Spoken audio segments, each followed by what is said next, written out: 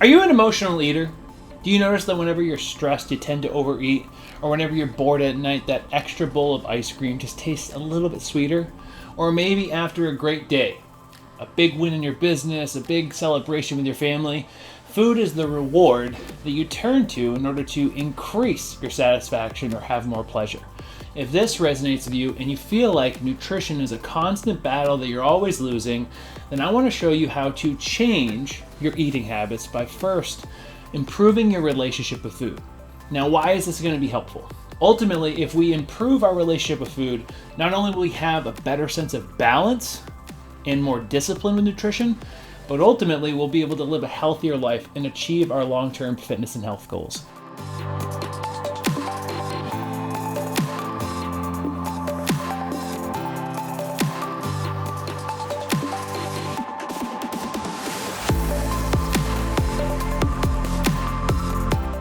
My name's Brian Pickowitz. I'm one of the head coaches of the Fitness Project, and we focus on building fit and healthy leaders. Today, I want to show you some tactical and practical ways that you can start improving your relationship with food and really start to change the trajectory of your eating habits forever.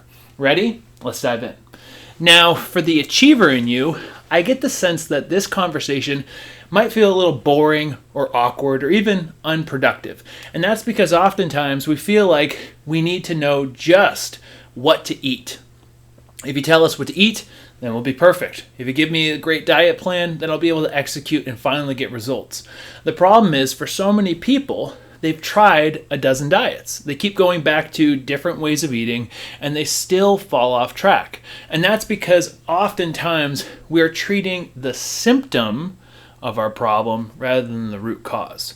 And what I mean by symptom is it's the thing that happens as a byproduct of the true problem we're having. For example, if you're someone who experiences back pain, the back pain is often a symptom of poor hip mobility or weak glutes or sitting all day, right? And so if we don't address your hips, then your back's not going to get better.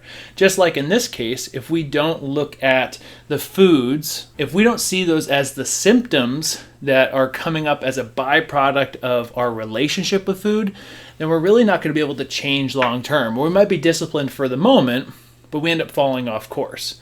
And that's because your relationship with food is the foundation that all your other eating habits are built off of. And that's because for so many of us, we're not even aware of what our relationship with food is like. And so today, we're going to start to build awareness, and then I'm going to give you some tools you can use to change your relationship with food forever. Now, you may be wondering yourself, what does he mean by relationship with food? Well, your relationship with food is really established by three separate points. It's your thoughts around food or your thoughts around eating. It's your emotions around certain foods or your emotions around eating in general. And ultimately, it's the way you engage and behave around food. The thing to notice is that food means something different to all of us. For some people, food is a way to manage stress. Some people, food is a way to get variety after a boring day or a hard day. For some people, food is connection and love. And for others, food might just be fuel. It's a way to make sure that they survive. It's a way to make sure that they're performing at their best. Neither is bad or good. The key is building awareness around our relationship with food.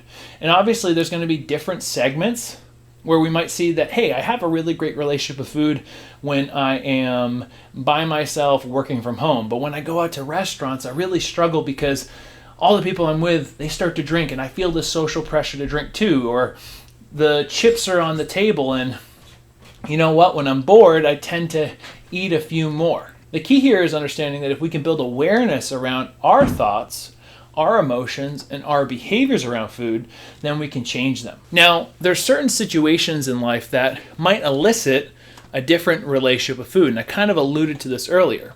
For example, for a lot of our clients, we know that when stress comes up, when they've had a stressful day at work, they tend to overeat. And that's because they've conditioned themselves to see that stress comes up. Well, I need variety, or I need a way to come down from the stress, or I need a way to avoid the thing that is causing me stress, so I turn to food. Or you think about boredom eating, late night snacking, which is really boredom eating. Oftentimes when we've had a busy day or a long day, or we've been really engaged in work or engaged with our family, we sit back and we want to relax, And when we're sitting there and relaxing, it's like, oh man, this isn't really engaging enough. Or maybe we feel a little bored, and we know that that bowl of ice cream will bring us a little bit of satisfaction, a little bit of variety.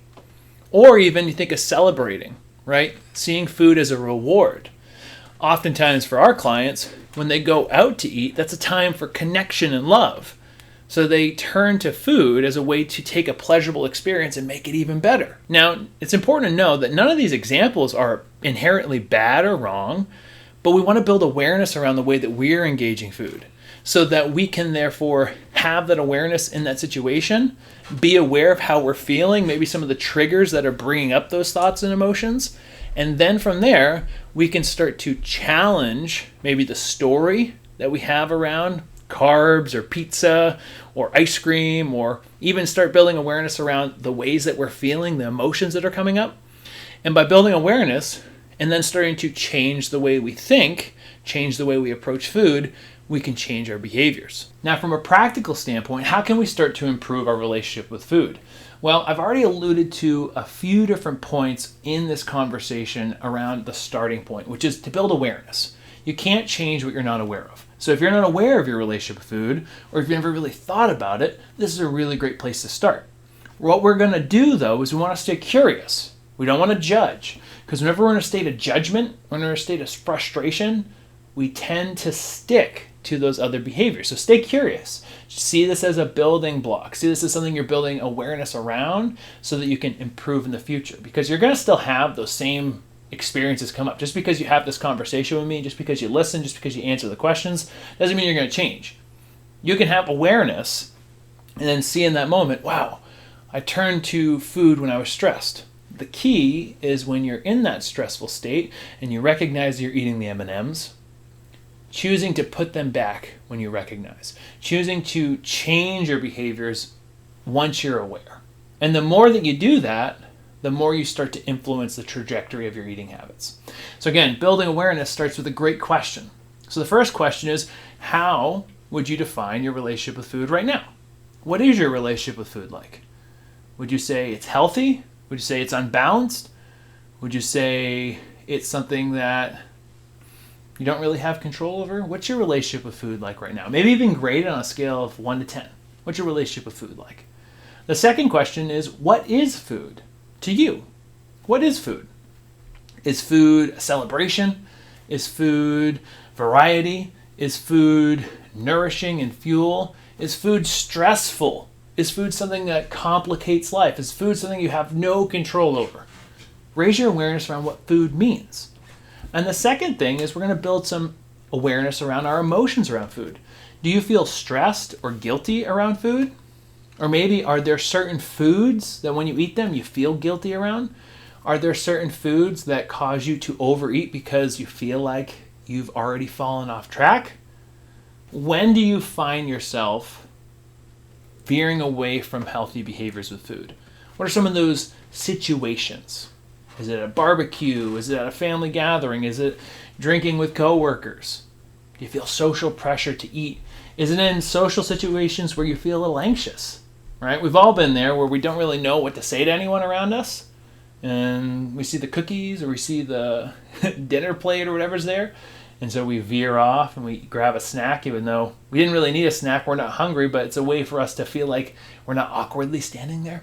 Right? Just building awareness around this can help you with the next point. So we have awareness around what our relationship with food is. And the second thing is to start to redefine it. What we want to do here is ask, what is my ideal relationship with food? How do I want to engage with food? How do I want to think about food? How do I want to use food? Right? What is your ideal relationship with food? What do you want to feel like in those situations that cause you stress or cause you to overeat? How do you want to start to think and feel around some of those challenging foods, whether it's carbohydrates or pizza or maybe alcohol? What is the ideal? And then, in that same context, what are the experiences that you have that cause you to overeat or cause you to feel like you veer off track? And what is your intention going forward for whenever you feel that way, for whenever you're in those situations?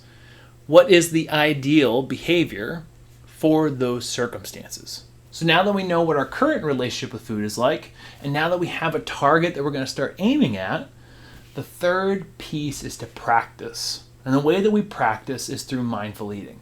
So you can have all the intention in the world, you can have all the awareness in the world, but we still have to put it in play. It's like learning an instrument. You can understand how to play an instrument, you can start to study how to play an instrument, you can love music, but if you don't practice the repetitions, it's going to be really hard to play the songs you want.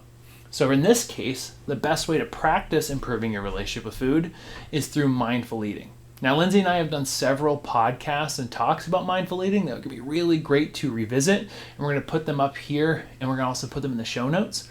But what I encourage you to do is first recognize when you're in the situations where you might veer off track or where food might be hard for you to manage or be disciplined with.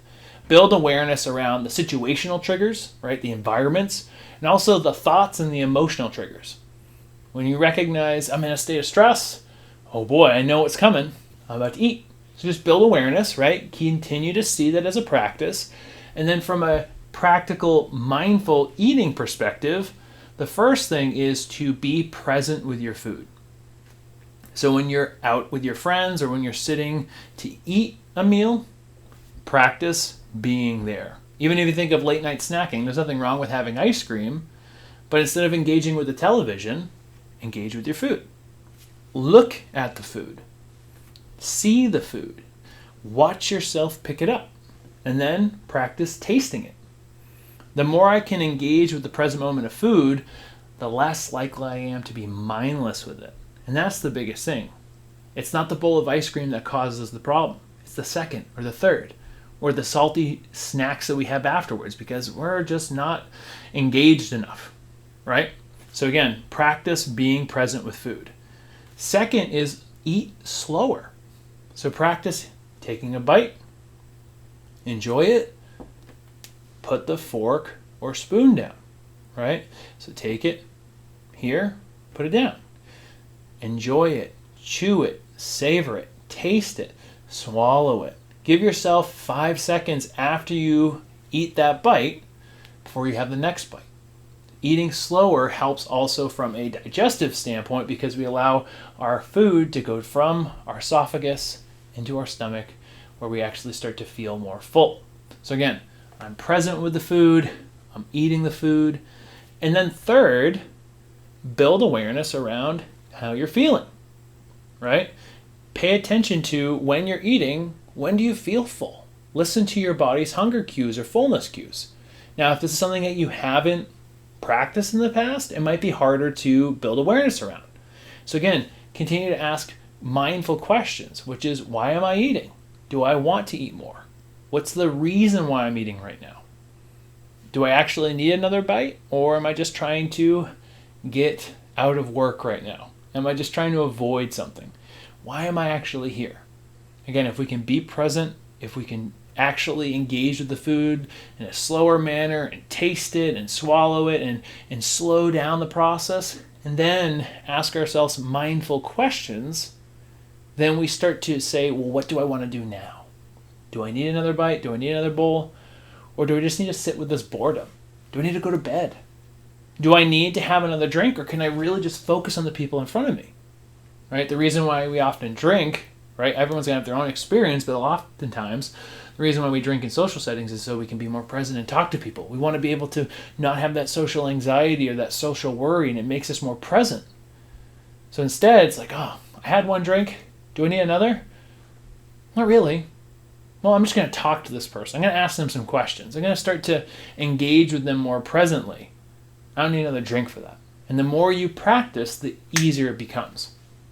So again, today, the way we want to start to approach food is with more balance. It's with more awareness. It's with more mindfulness.